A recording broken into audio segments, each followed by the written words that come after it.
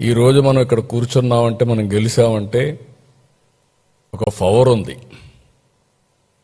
నేను ఆ రోజు ఎందుకు వచ్చిందో నాకు ఆలోచన తెలియదు, కానీ రాష్ట్రంలో అందరినీ భాగస్వాములు చేయాలి అనే ఉద్దేశంతో ప్రతి ఒక్క ఊర్లో ఉండే పవిత్రమైన మట్టిని, ఆ ఊర్లో ఉండే పవిత్రమైన జలాల్ని, ఆ ఊర్లో ఉండే దేవాలయాల దగ్గర పూజ చేసి ఊరేగించి, అది సాంప్రదాయం, అది సెంటిమెంట్ కూడా, నమ్మకం. అదే మరిగా దేశంలో ఉండే దేవాలయాలన్నీ,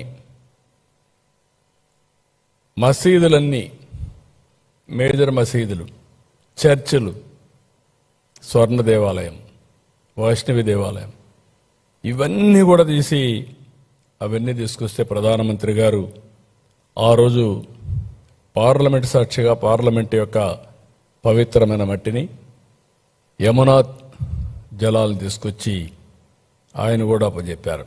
ఆ రోజు చెప్పారు ఒక మాట. ఆ రోజు ఆయన చెప్పిన మాట మీరు చూస్తే,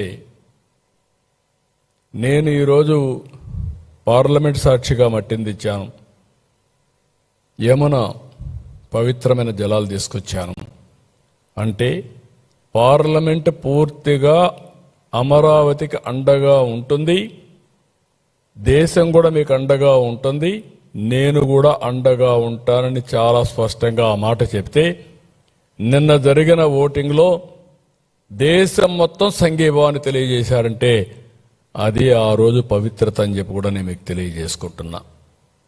ఇది సెంటిమెంట్ అంటారా, నమ్మకం అంటారా, ట్రస్ట్ అంటారా, ఏదైనా కానీ ఇది వాస్తవం. అందుకే ఈరోజు మనం కాపాడుకోగలిగాం.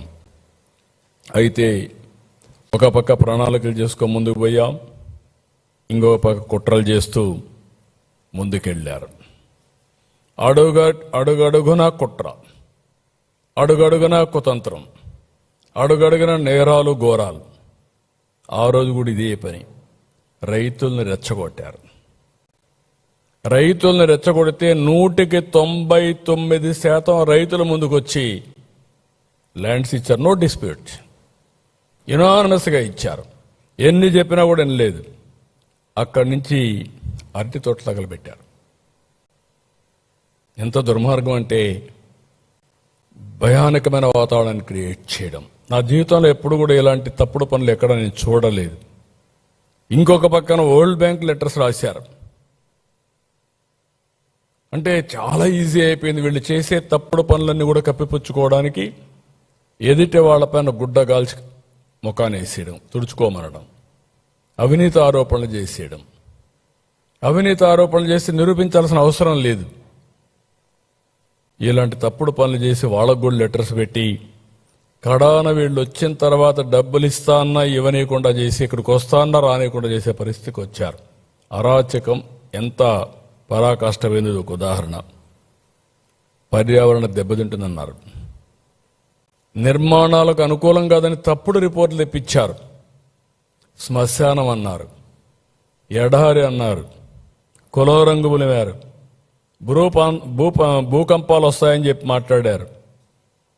అంటే ఎన్ని విధాల సెబటైజ్ చేయాలనో అన్ని విధాల సెబటైజ్ ఆ రోజు చేశారు, ఇప్పటికి కూడా చేస్తూనే ఉన్నారు. అవి కూడా వస్తాను. నేనైతే ఒకటి ఆలోచించాను, భగవంతుడు ఎందుకో నాకు 2 అవకాశాలు ఇచ్చాడు. ఒక విధంగా అవకాశాన్ని కూడా అందిపుచ్చుకున్నాను.